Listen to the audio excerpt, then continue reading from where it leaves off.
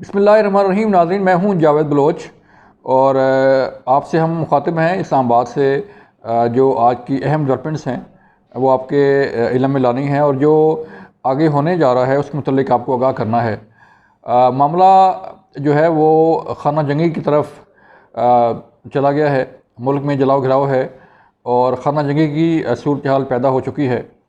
रियासत जो है वो नाकाम हो गई है और रियासत बिलाखिर सुप्रीम कोर्ट के सामने धरना देने पर मजबूर हो गई है कि उसके पास कोई और चारा नहीं रहा।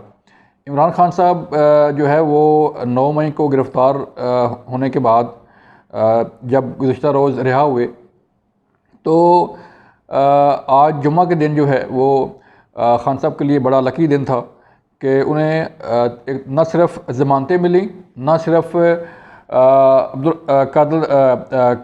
अलकादर ट्रस्ट में उनकी बेल हुई, बल्कि उन तमाम मुकदमात में बेल हुई जो दर्ज हो चुके हैं या दर्ज होने वाले हैं। तो इस्लामाबाद हाई कोर्ट से उन्हें बड़ा रिलीफ मिला है। अब वो लाहौर की तरफ रवाना होंगे और अपने जलसे जुलूस जो कारकुनों से रबते हैं वो दोबारा शुरू करेंगे और 14 मई को याद रखिएगा, 14 मई इलेक्शन का दिन भी है।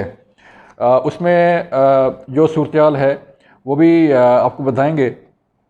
आज एक तरफ कल से बल्कि सुप्रीम कोर्ट में जब से खान साहब को सुप्रीम कोर्ट ने वेलकम किया अपनी कोर्ट नंबर 1 में और उन्हें चीफ पाकिस्तान की तरफ से उमरता बंदयाल साहब की तरफ से खुशामदीद कहा गया, तो उसके बाद ही वाज़ेह हो गया था कि इस्लामाबाद हाई कोर्ट से जो है उन्हें क्या रिलीफ मिलने वाला है।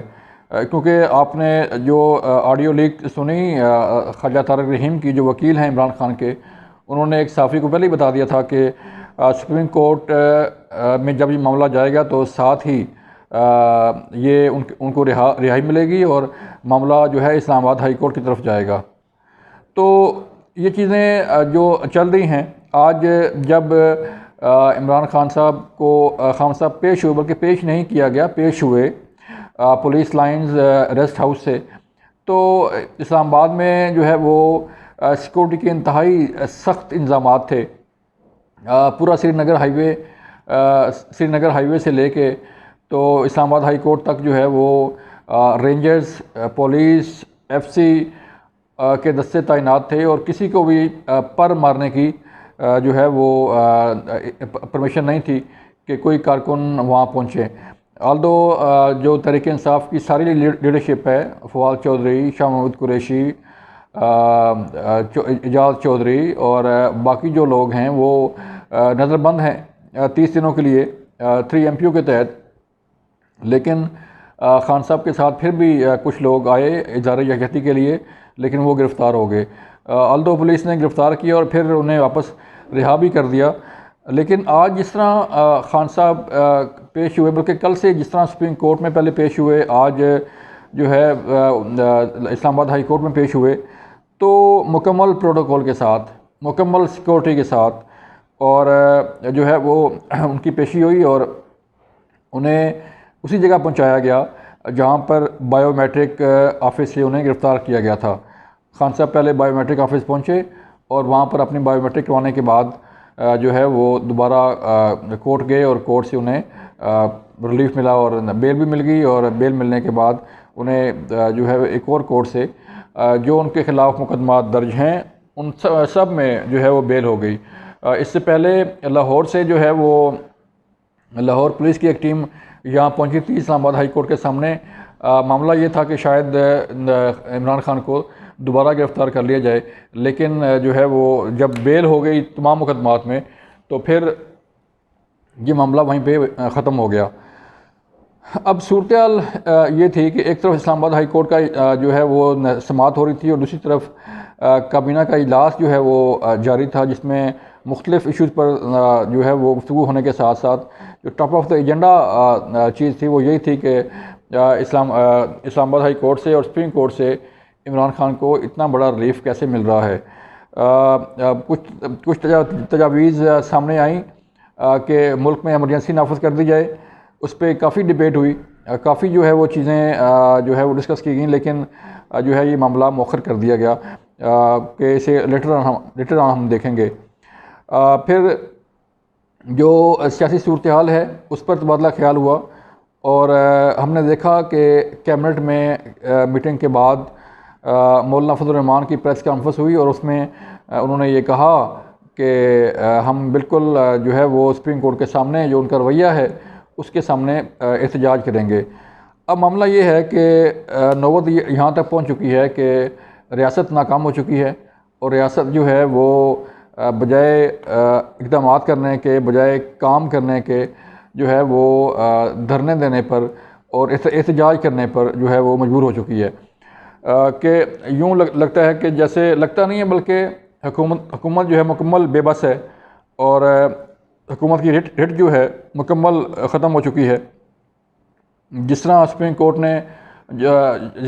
कोर्ट से रिलीफ मिला, जिस तरह इस्लामाबाद हाई कोर्ट से रिलीफ मिला, तो वो नैब समेत तमाम जो इदारे हैं वो अपनी रेट जो है वो वहाँ पे उनकी ख़त्म हो गई जब सुप्रीम कोर्ट ने उन्हें रिहा किया और फिर आज इस्लामाबाद हाई कोर्ट में उनसे जो उनकी ज़मानतें हुई, जो उन्हें रिलीफ फराहम किया गया, तो उसके बाद सूरत हाल बचती क्यों नहीं है। किसी अदालत ने जो है वो ना तो जलाओ घिराओ का सवाल किया, ना जो है वो किसी ने पूछा कि जो है वो ये सूरत बनी है मुल्क में, मुल्क के मुख्तलिफ इदारे जला दिए गए, रेडियो पाकिस्तान जला दिया गया, BRT जला दी गई, मेट्रो बस जला दी गई, उसका ज़िम्मेदार कौन है।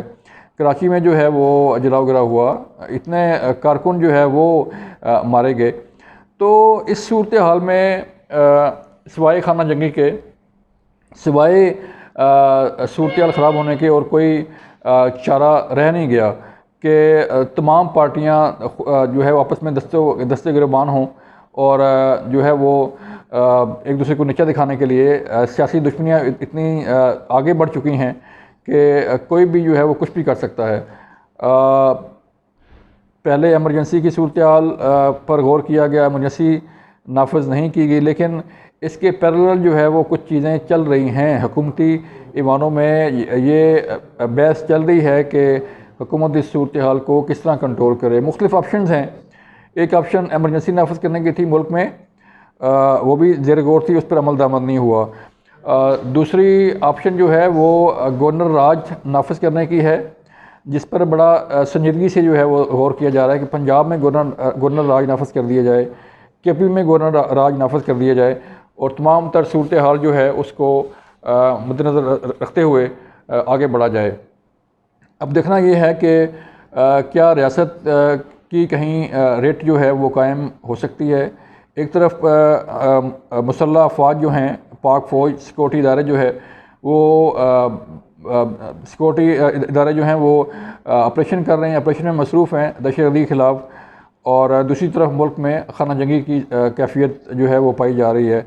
सूरत ऐसी हो गई है कि बलूचिस्तान में FC कैंप पे हमला हुआ, 2 जवान शहीद हो गए, लेकिन यहाँ पर इस्लामाबाद में, लाहौर में जो है वो रस्साकशी चल रही है कि इलेक्शन हो, मामलात आगे बढ़ें, इस गवर्नमेंट को ख़त्म करके दूसरी गवर्नमेंट को लाया जाए, इलेक्शन में न जाया जाए। तो मुल्क का जो है वो कहीं पे कोई नहीं सोचा जा रहा कि मुल्क किस तरफ जा रहा है, अवाम किस तरफ जा रही है और अवाम ने जो है वो किस तरफ जाना है।